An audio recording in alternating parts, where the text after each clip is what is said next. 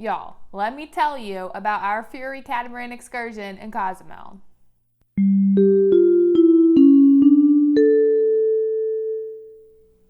Oh, hey Disney cruisers, didn't see you there. I'm Ashley, thanks for stopping by. If you are already a part of our Disney Cruisers family, you know the drill, give me a like down below so we know that you're here. And if you have just found us, then you are lucky, so lucky. Definitely should subscribe so then I'll just pop up on your screen and you don't have to spend so long searching for us because that took you way too long to find us. Excursions, big part of your cruising.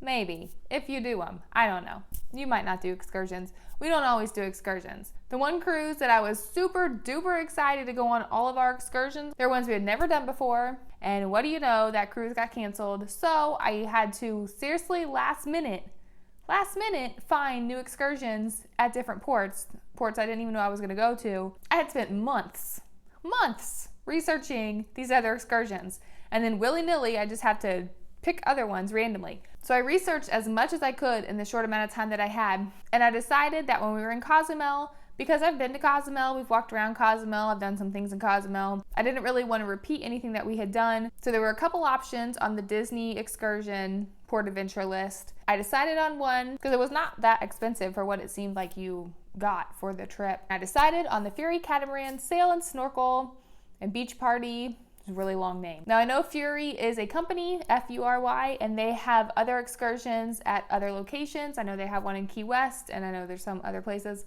So you may have been on a Fury Catamaran before, but I'm going to tell you specifically about how they do things, what they do, and where they are located when you get off the Disney cruise ship in Cozumel. If you book a Disney cruise excursion, like one through their website or at the Port Adventures desk, then you will meet your group of people going on that same excursion with you on the ship somewhere. I believe we met at the Walt Disney Theater around 8 or 8:30 in the morning. They let you get towels if you want to take towels with you, and then once everyone's there and it's your time to go, they walk you out to the pier.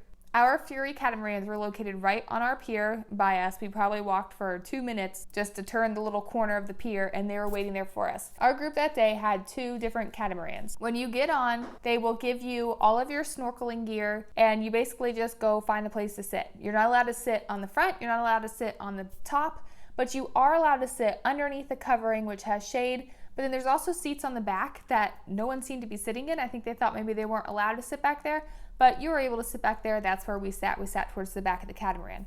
I absolutely loved the first part of this excursion because you seriously drove, I don't know, what do you say, sailed? I don't know, boated. You went right by the Disney ship. Like it was right there next to you. Like you were sharing the water with the Disney ship. Like it's beautiful and you're right there and you're so close and it's so big, so big. You sail all the way around the ship and you go down the water a little bit. And at this point, you're getting all your snorkel gear on, you're looking around, they're telling you like this big safety briefing thing, which I couldn't hear at all. And they're also at this point kind of looking with all of their tools to see where a good place to snorkel would be. So you basically are just going to stop wherever they think there are a lot of fish. We actually stopped somewhere, about 10 people got off. Then they realized there was no fish there. They had those 10 people get back on. Then we went further down the coast. I feel like our snorkeling time got cut a little short because they had a hard time finding fish. But when we found them, it was beautiful. When all of your gear is on, you either can walk down the stairs into the ocean or you can jump off the side of the catamaran. I love jumping off the side of the catamaran. I think it's because you have goggles on, so like as soon as you hit the water, like don't close your eyes. Like you just go from like seeing above water and then you see below water, but you're jumping with a snorkel. So normally when you're snorkeling, you like stay to the top of the water, but at this point you like sink because you jump in, so you kind of like sink down like 4 or 5 feet. I mean, you have a life vest on, so you don't go too far. But it's like you're immersed in the ocean right away and you can see everything right away, and it was so fun. I love jumping off of the catamarans. So if you're standing on the catamaran looking to the front of the catamaran, it's the left side normally that they have you jump off of. So you should do that. We were in the water for about, I don't know, 20-25 minutes. We were at a place where there was like a gully in the ocean floor. So that was really neat to see like kind of the drop off. The drop off, quick, what's that from? It was kind of hard to like figure out where you were in relation to other people because everyone's just looking down in the water. So every now and then you would kind of swim into people, but they just need to spread out. Like if people would just spread out more, that wouldn't be an issue. And they did have to kind of make the catamaran float towards us because we were all drifting a certain way, but they brought the catamaran to us. We did not have to swim back to the catamaran. When we were getting on the catamaran, they make you go up the stairs in the middle. That was hard. That was really hard. Something with the currents and having to get your feet under you with your flippers on, and they have like ropes that you can hold on to get yourself up on the stairs. But it was hard. Like I had to have my husband push me on there. In my mind, I would just love jumping off and getting back on, jumping off and just keep doing it over and over again. But going up those stairs was awful. It was so difficult. And that would keep me from wanting to just keep jumping off and going around and around and around. When you get back on the catamaran, you are then done with snorkeling. You give them all your snorkel gear, and then at this point, you can sit wherever you want on the front of the ship. They have a second story to it, like the roof of the under part of the ship. You can go sit up there. That's where we sat. It is also at this point, since you're done with like water activities, that they pass out drinks. They had 2 liters of a few soft drinks. They had water. They had one type of beer, and they had a margarita. It was just pretty much like limeade. But I mean, it tasted good. There was probably a little bit of alcohol in it. I mean, you couldn't really taste it. And it was all pre-made that they had in like a cooler. They'll even come around and like they already have their drinks in their hand, and they'll just come around and just hand them to you. Like you can grab as much as you want. They have no problem giving you as much as you want. There were some ladies that were behind us on the top part that really liked the beer. So you then go to their beach. They have like a beach party beach section. The only way they tell you to remember when it's your time to go is they give you a number. And when you are on the beach and they call out your number, you hear it, and that's how you know it's time to get back on. I think we spent an hour or an hour and a half there, but they literally were just going around the beach with their hands saying like 2, 2, no microphone, no megaphone, just this. And you had to be listening because it was loud and you could have missed your boat. So once you get off, you're allowed to do anything that you want on their little private beach place. They had hammocks, they had lawn furniture, like with cushions and stuff, like nice outdoor furniture. Then they just had normal lounge chairs, beach chairs, umbrellas. They also had like paddle boards and little like bicycle things that you could do out in the water if you wanted to. Also out in the water, they had a ton of blow up things like mountain things you can climb and slides. Those were very difficult. Like it took a lot of energy. I think I went down 2 slides.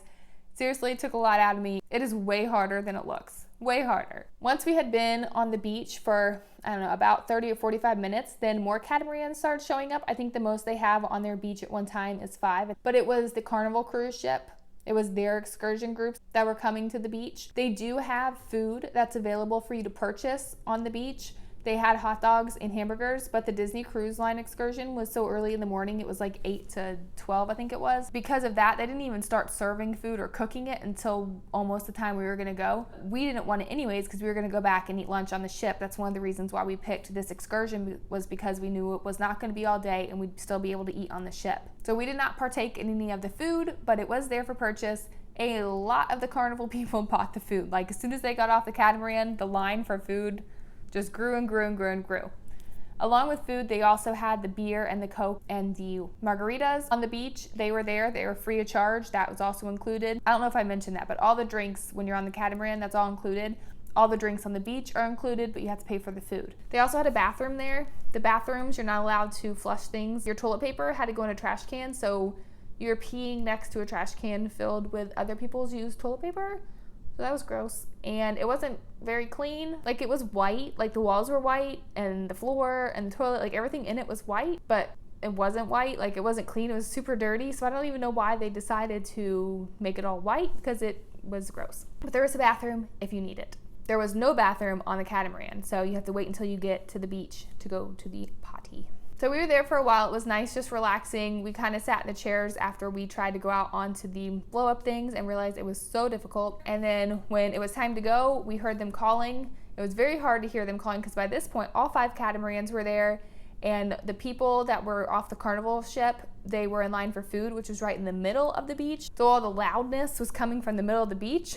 So he was trying to like walk back and forth as best he could to like yell, But there's also a storm coming, which made them be in more of a hurry because I think they were trying to beat back the storm, which was great. Like, I thought that was really nice for them to do that. And they were hustling.